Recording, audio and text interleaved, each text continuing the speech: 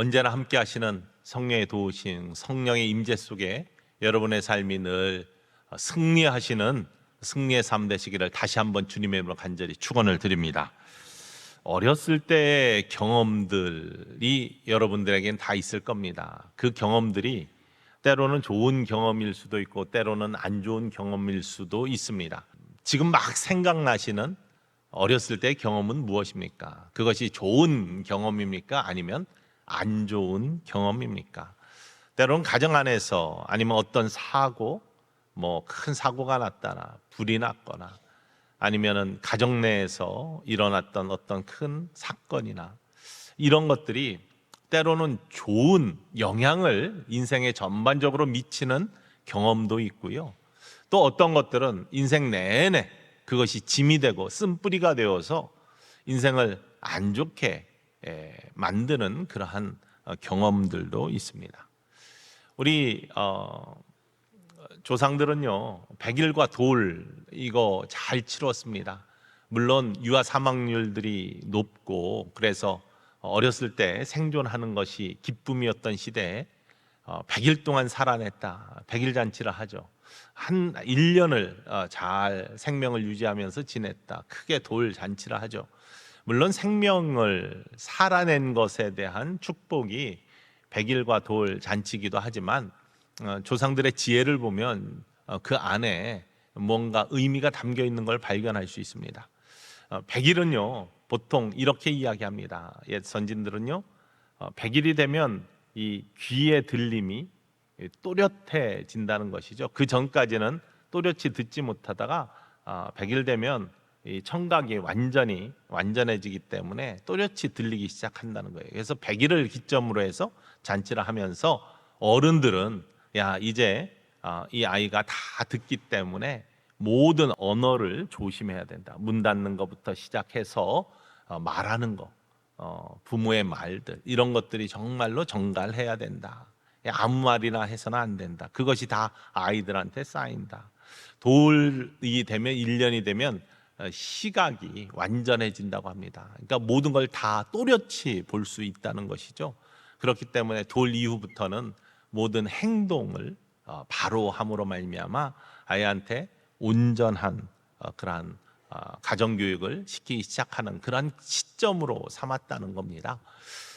이렇게 어렸을 때 경험하는 것들이 평생을 좌우하는 해서 3살 버릇이 80가지 간다라는 그런 말도 우리 속담에 있는 것처럼 어렸을 때 경험과 습관들이 평생을 좌지우지하는 것을 바라볼 수 있습니다.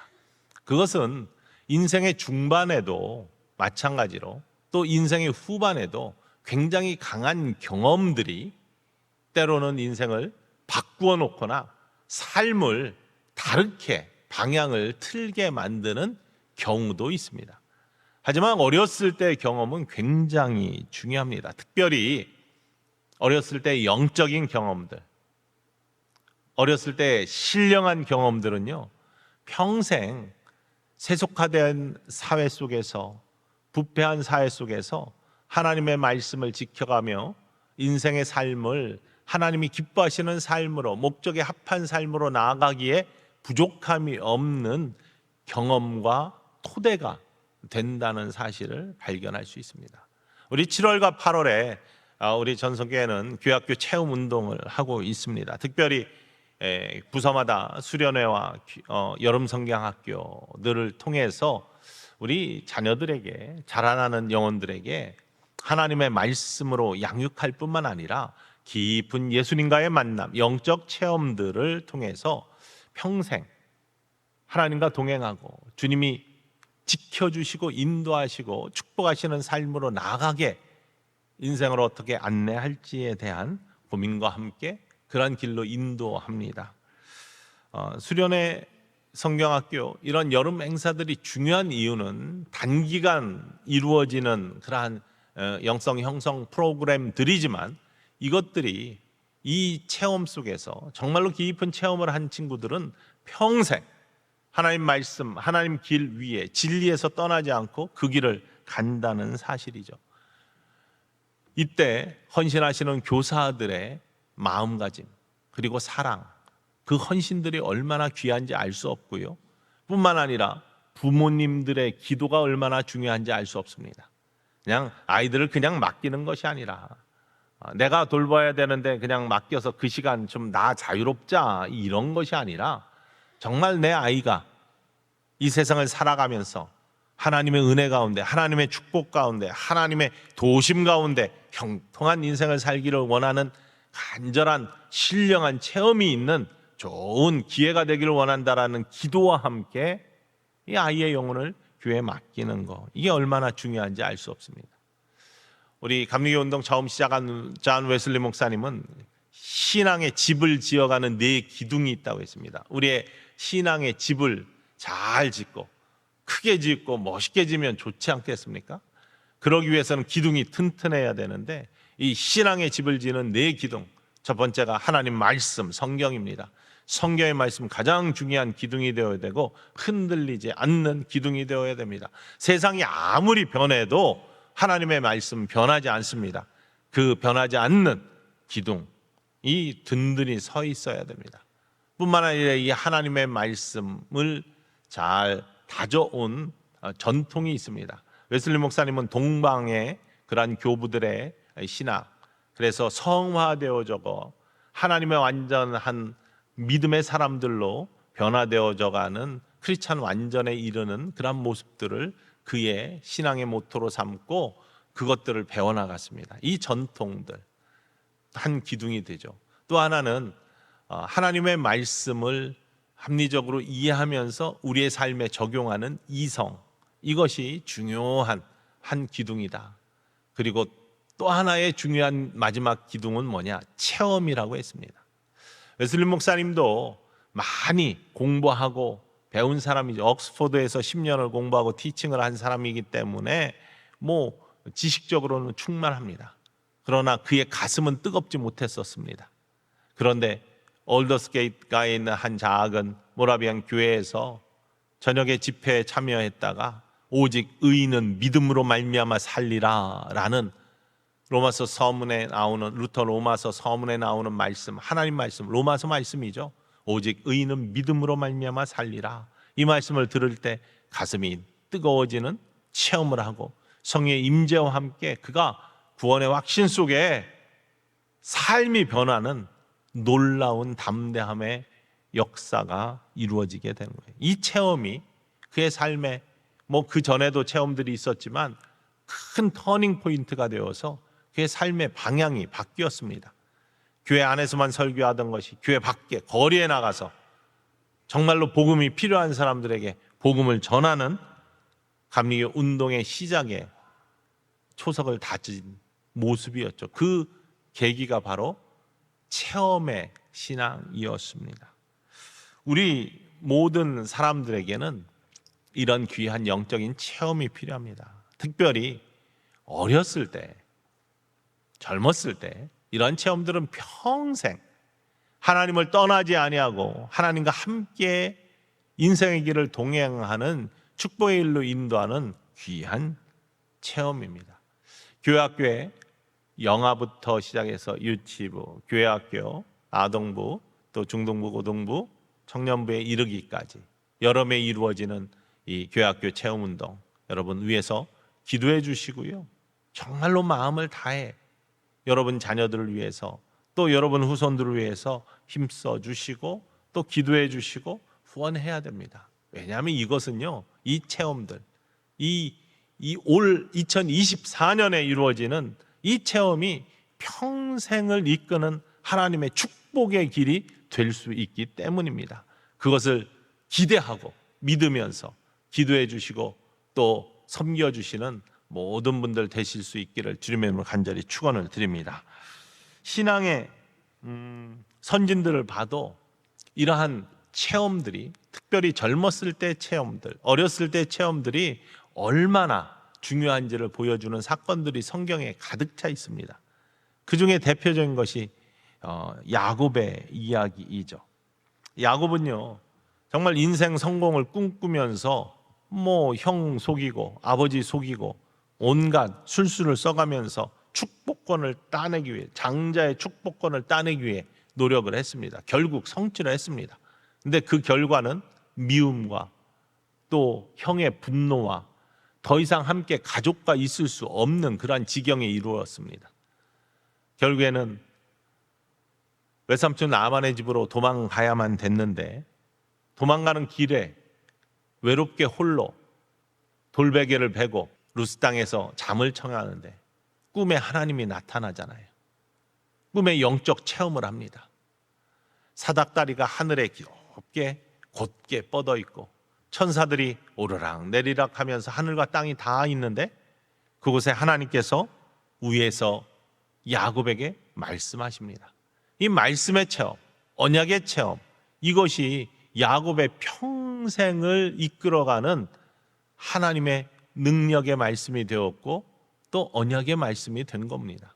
이 체험이 얼마나 중요한지 알 수 없습니다. 홀로 외로이 있었을 때, 정말로 어찌 될지 모르는 그런 앞길을, 불안전한 그리고 불투명한 앞길로 나아가고 있었을 때 하나님이 만나주시고 그에게 약속하신 말씀.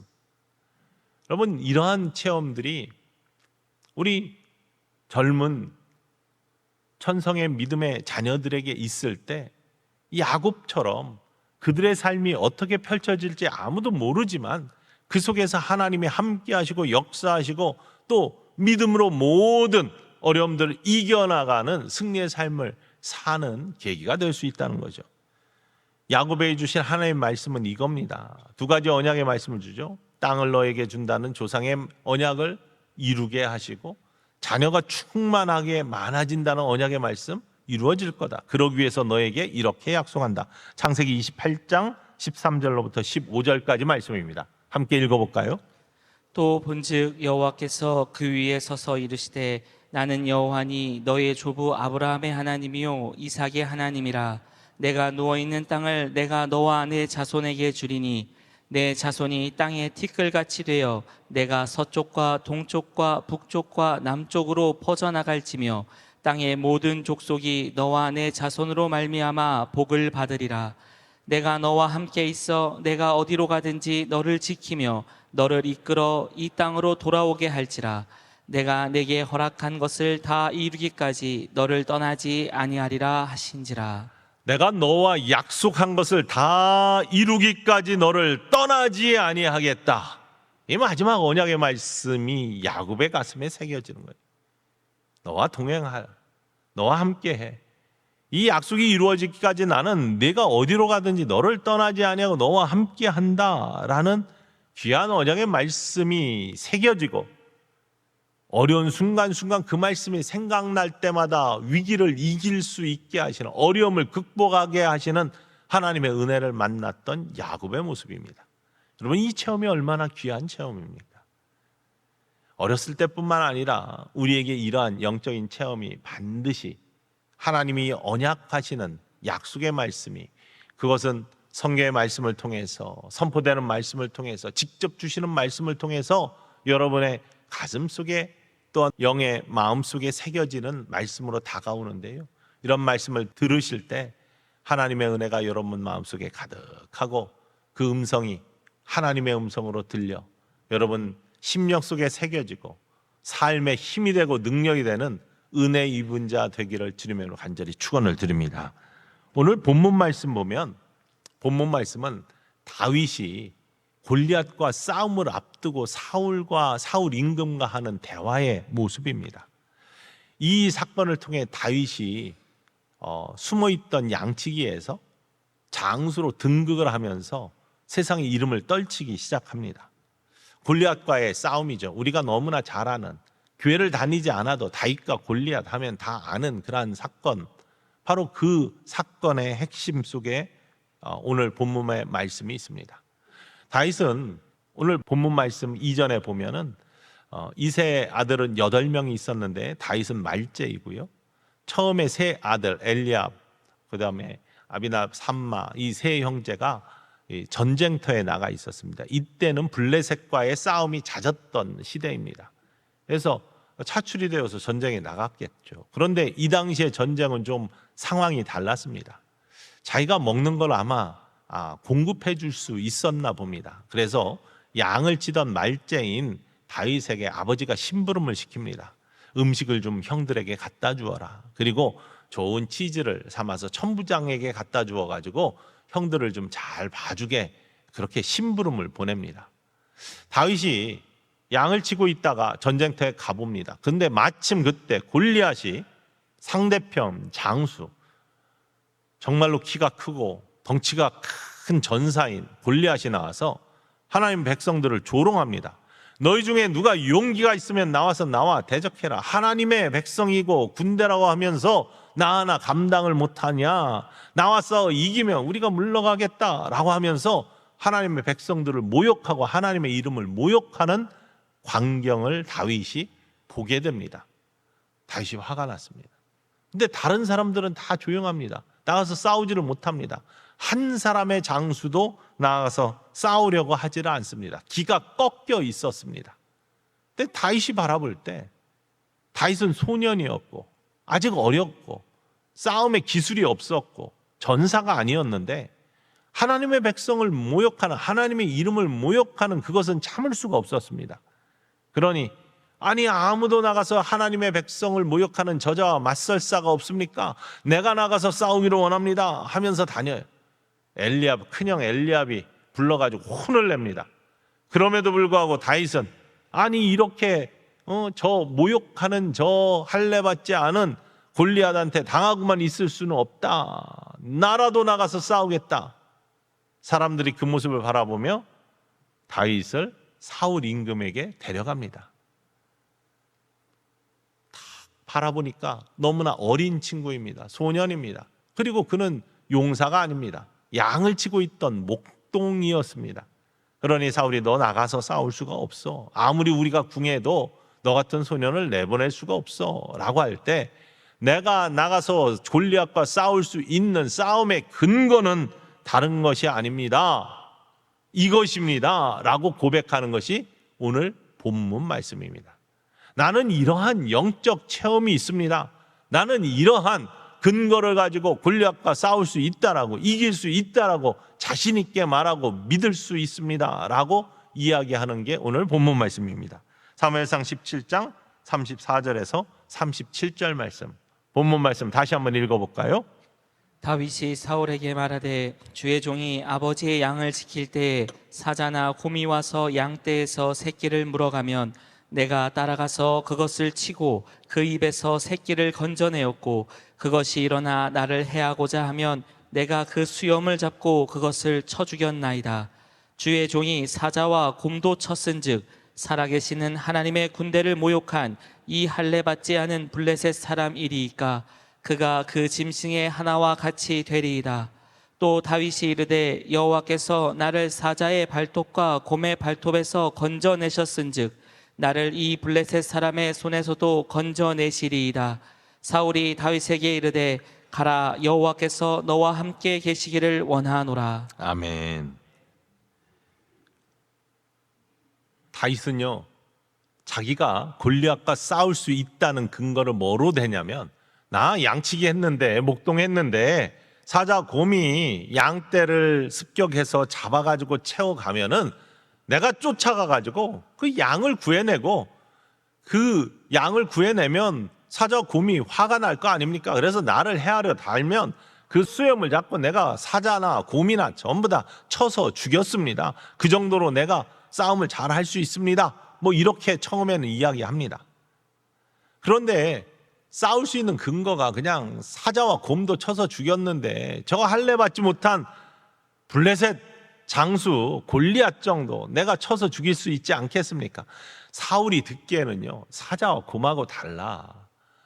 골리앗은 싸움의 기술을 갖고 있는 전사야. 그리고 용맹한 장수고 정말로 훈련된 사람이기 때문에 사자와 곰하고는 다른 거야. 수염을 잡을 수조차도 없을 거야. 가다 보면은 던지는 창에 맞아 죽고 던지는 그런 창에 찔려서 죽을 수밖에 없어. 이런 마음이 들겠죠. 근데 그 다음 말씀이 더 중요합니다. 37절에 보면 또 다윗이 이르되, 이게 다윗의 영적 체험입니다. 자기가 사자와 곰과 싸울 때 내가 사자와 곰과 싸워서 이길 수 있는 힘을 갖고 있습니다. 이게 중요한 게 아니라 그 힘을 주신 분, 그리고 싸울 수 있는데 그 싸움 속에서 나를 지키신 분이 누구냐? 여호와께서 나를 사자의 발톱과 곰의 발톱에서 건져내셨은즉, 이 고백이 중요합니다. 나를 건져내시고 나를 지켜주시고 사자와 곰과의 싸움에서 나를 이기게 하신 분이 내 힘과 내 능력이 아닙니다. 하나님이 나를 도와서 그렇게 하셨습니다. 그러니 골리앗과의 싸움에서도 하나님이 나를 도우실 겁니다. 내가 싸움에 기술은 없지만 나가서 골리앗과 맞섰으면 하나님의 이름을 망령되이 하는 저 적장을 이길 수 있도록 하나님이 나를 도우시고 나와 함께 하셔서 반드시 이기게 하실 것입니다. 저 적장의 손에서 나를 건져내실 것입니다 라고 그렇게 확신 있게 이야기하는 겁니다. 이게 다윗의 체험입니다. 그저 사자와 곰을 때려 잡고 죽인 그것이 체험이 아니라, 그거는 현상이고요, 그 속에 들어있는 본질은 다른 게 아니라 하나님이 나를 지켜주셨습니다. 하나님이 나를 사랑하십니다. 하나님이 나와 함께 하십니다.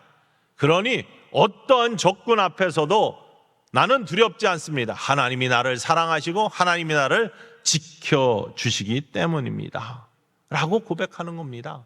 이게 다윗의 고백입니다. 그랬더니 사울이 이르되 가라, 여호와께서 너와 함께 계시기를 원하노라. 다윗의 고백은 다른 게 아닙니다. 나를 인도하시는 하나님, 나에게 능력 주시는 하나님, 나를 보호하시는 하나님, 나에게 은혜를 베푸시는 하나님, 그 하나님이 나의 하나님입니다. 나는 그 하나님을 체험했습니다. 그러니 내 앞에 있는 어떤 도전도 그 하나님이 함께 하시면 이겨갈 수 있습니다 라고 그렇게 고백합니다. 그리고 나가서 싸워. 하나님이 주시는 지혜로 칼과 창으로 싸우는 것이 아니라 하나님이 주신 물맷돌 그거 하나로 나가서 골리앗을 이기는 놀라운 은혜를 입는 것이죠. 여러분, 우리 자녀들 뿐만 아니라 우리 스스로 마찬가지입니다. 이런 경험이 있으면 우리 앞에 닥치는 모든 환난과 시험들을 이길 수 있는 능력이 생기는 겁니다. 하나님이 나와 함께 하세요. 하나님이 나를 사랑하십니다. 이전에 나는 이런 경험이 있는데 이런 체험 속에 하나님이 나와 함께 하시면 확신이 있습니다. 그러니 앞으로 닥치는 모든 일들 속에서도 그 하나님이 나와 함께 하신다면 나는 이전에 이긴 것처럼 앞으로도 이겨나갈 수 있습니다. 이 고백이 있는 사람은 이 고백이 없는 사람과 인생이 달라지는 겁니다. 삶이 틀려지는 겁니다. 저 같은 경우는 중학교 3학년 때 기도원에 가서 신기상 기도원에서 기도하다가 회개의 영, 또 하나님이 함께 하시는 놀라운 은혜 그 속에 잠기고 예수 그리스도를 인격적으로 깊게 만나는 체험 속에 마지막으로 주신 환상, 예수님께서 십자가에 달리셔서 환하게 웃으시면서 내 가슴 속으로 쑥 들어오시는 그 체험 속에서 지금도 나를 바라보며 웃으시는, 십자가의 짐으로 나의 죄를 다 용서하시고 나의 모든 멍에를 풀어주신 그 예수님이 내 안에서 나와 함께 하신다는 확신 속에 삶을 살고 있기 때문에 그것이 중학교 3학년 때 체험인데 그것이 나의 평생의 힘이 되고 능력이 되고 은혜가 되어서 어떤 일이 앞에 있어도 두렵지 않습니다. 주님이 함께 하십니다. 고백하면서 나아갈 수 있는 승리의 삶을 살 수 있다는 사실입니다. 교회 학교를 경험한 친구들은요, 중간에 세상에 유혹이 많죠. 교회를 떠나는 사람들이 많습니다. 특별히 청년의 시대,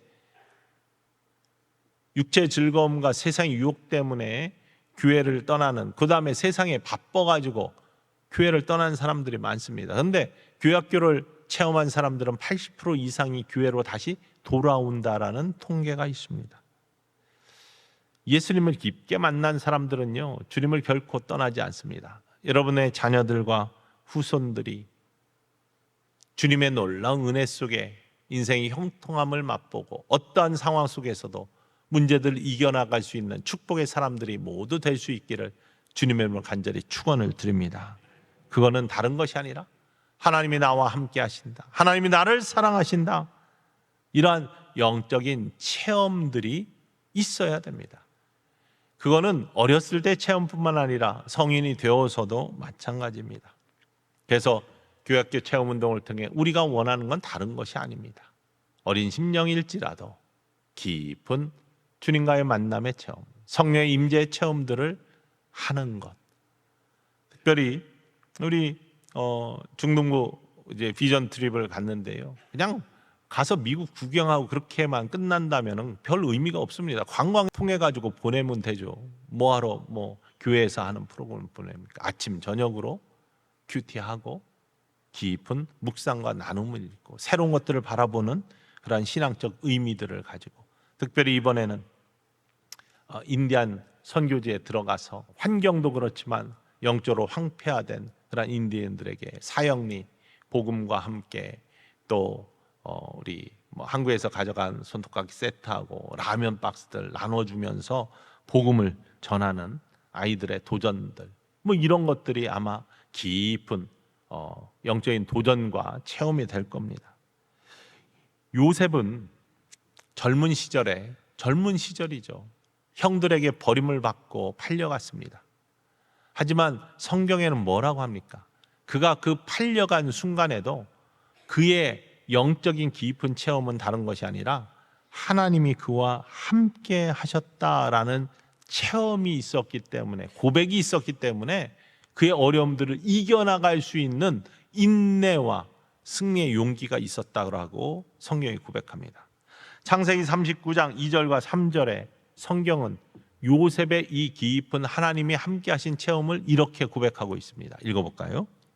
여호와께서 요셉과 함께 하심으로 그가 형통한 자가 되어 그의 주인 애굽 사람의 집에 있으니 그의 주인이 여호와께서 그와 함께 하심을 보며 또 여호와께서 그의 범사에 형통하게 하심을 보았더라.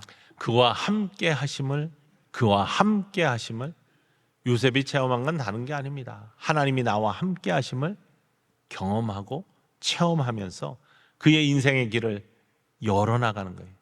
감옥에 갇혔을 때도, 어려움을 닥쳤을 때도, 유혹이 찾아왔을 때도 여호와가 나와 함께 하시는데, 나를 바라보고 계신데, 내가 범죄하면 안 되는데 결단할 수 있었던 이유, 여호와가 나와 함께 하신다는 체험. 이 체험이 얼마나 중요합니까? 이번에 특별히 가서 섬기는 우리 목회자 교사들의 모습 보니까 정말 힘들더라고요. 아이들이 중학교 1, 2, 3학년입니다. 정말로 무서워하는 중2부터 시작해서, 그런데 그것이 1학년, 3학년 이렇게 퍼져 있잖아요.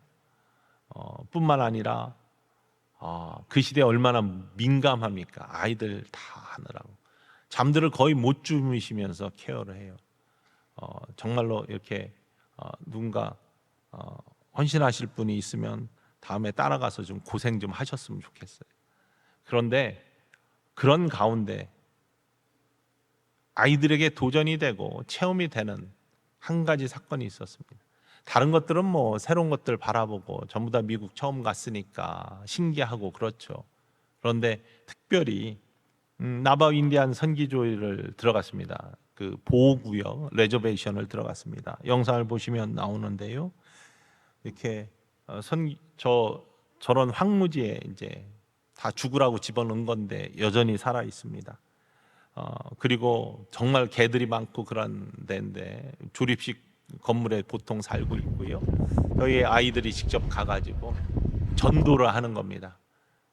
교회 나오지 않는 그런 나바 인디언들한테 사형리 책과 함께 조그만 거와 함께 라면, 정말로 라면을 좋아한대요. 그래서 라면 박스 또 손톱깎이 세트 한국에서 가져간 거 해가지고 가서 지나가는 사람에게 또 이렇게 해서 길도 없는 그런 집, 길이 없어요. 이렇게 차 타고 들어가면서 해서 아이들이 직접 주면서 했는데, 다 끝난 다음에는 저게 너무나 마음에 이렇게 가장 좋았던 시간이라고 그렇게들 고백하는 모습을 바라보았습니다.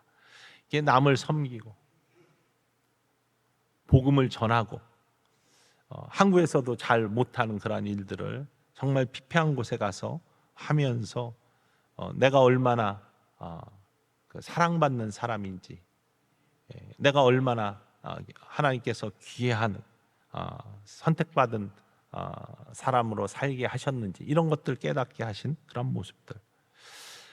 어렸을 때 저런 경험뿐만 아니라 어른들의 경험도 중요합니다. 사도 바울은요, 다 커서, 물론 청년 때이지만요, 다메섹 도성으로 가는 길 위에서 예수님을 만났습니다. 예수님을 만나 주님의 음성을 들었죠. 사울아 사울아 어찌하여 내가 나를 핍박하느냐. 주님의 음성을 듣고 강한 빛 가운데 그가 눈이 멀었다가 사흘 만에 아나니아 선지자의 안수 가운데 비닐 같은 것이 눈에 떨어지며 눈이 열렸을 땐 새로운 것을 보게 되는 거예요. 새로운 인생의 모습을 갖게 됩니다. 인생이 완전히 변해버립니다. 이런 체험들, 일생에 성령이 인도하심으로 말미암아 그가 그 다음부터 가는 길은요, 환경을 탓하지 않는 길이에요. 나의 환경이 좋다 나쁘다 이런 것 탓하지 않는 길로 갑니다. 언제나 담대합니다. 예수님이 부르셨고 예수님이 사랑해 주시고 예수님이 함께 하신다는 자신감이 붙어 있는 거죠. 그거는 오순절 성령의 체험 속에 있었던 120 성도도 마찬가지입니다. 기가 죽어 있었던 120 성도들, 성령의 충만한 체험이 있었습니다. 불에 혀가 갈라지는 것 같은 것들이 각각의 머리 위에 임하고 그들이 다른 방언으로 말하기 시작하면서 담대함을 얻고 예루살렘으로 나아가 복음을 전파하기 시작했을 때, 이러한 체험 속에서 그들의 삶은 바뀐 거죠. 이거는 아이 때나 청년 때나 어른, 지금 여러분의 연배가 어떠하시건 상관이 없습니다. 정말로 중요한 거는 예수님을 깊게 만나는 체험 속에 하나님께서 함께 하신다는 확신이 있으면 삶의 모습이 바뀐다는 사실입니다. 정말로 하나님의 영광을 위해 살고 기도의 기적을 만나고 믿음의 간증들을 이루어낼 수 있는 영적 체험, 저와 여러분에게 더욱더 깊게 이루어지기를 주님의 이름으로 간절히 축원을 드립니다. 특별히 우리 자녀들, 후손들에게 이런 모습이 반드시 있기를 원합니다. 워낙 어려운 세대입니다. 정말 타락한 세대예요. 힘든 세대입니다. 한국은 그나마 낫습니다. 미국에 가서 가장 먼저 본 게요, 대학가 탐방을 했는데 길거리마다 고개를 이렇게 허리를 이렇게 숙이고 가만히 서 있는 사람들이 꽤 많이 보여요. 뭔지 아십니까? 좀비 마약한 사람들이 그냥 그렇게 하고 있어요. 그냥 진짜 어려울 것 같은데 그렇게 하고 있어요. 마약 먹고 서 있어요. 어떻게 나라에서 할 수가 없는 겁니다. 워낙 많이 퍼져 있어. 그런 사회가 심각해져 가고 있습니다. 그런 사회를 살아가야 될 어린 자녀들입니다. 지난주에 캘리포니아에서 통과된 주지사가 사인한 법 중에 하나가 뭔지 아십니까? 12세 이상의 된 학생들이 나 성전환 수술을 하고 싶어요 라고 학교에 이야기하면 부모의 동의 없이 데려다가 성전환 수술을 해주는 법이 통과되었습니다. 세상이 이렇게 험악해져 갑니다. 우리나라는 안전할 것 같습니까? 이런 세상을 살아가야 될 어린 자녀들입니다. 후손들입니다. 영적으로 깨어있고 긴장하지 않으면 안 됩니다. 그러기 위해서는 다윗이 내가 양을 지키기 위해서 싸울 때 곰도 사자도 이기게 하신 하나님, 발톱으로부터 나를 구원해 주신 그 하나님이 나의 하나님입니다. 이 하나님, 나의 하나님이기에, 나를 사랑하시기에, 나와 함께 하시기에 내가 어떤 상황에서도 하나님이 나와 함께 하심을 믿으면 이걸 이길 수 있습니다 라는 고백과 함께 인생을 살아가는 자, 다른 자들과 다른 삶을 살 수 있음을 믿고 그런 체험이 있는 우리 자녀들이 될 수 있도록 기도해 주시고, 우리들도 하나님과의 깊은 만남의 체험 속에 우리의 인생이 하나님이 기뻐하시고 미소 지을 만한 인생이 될 수 있게 만들어 나가실 수 있는 축복의 천성의 가족들 모두 될 수 있기를 주님의 이름으로 간절히 축원을 드립니다. 기도합시다.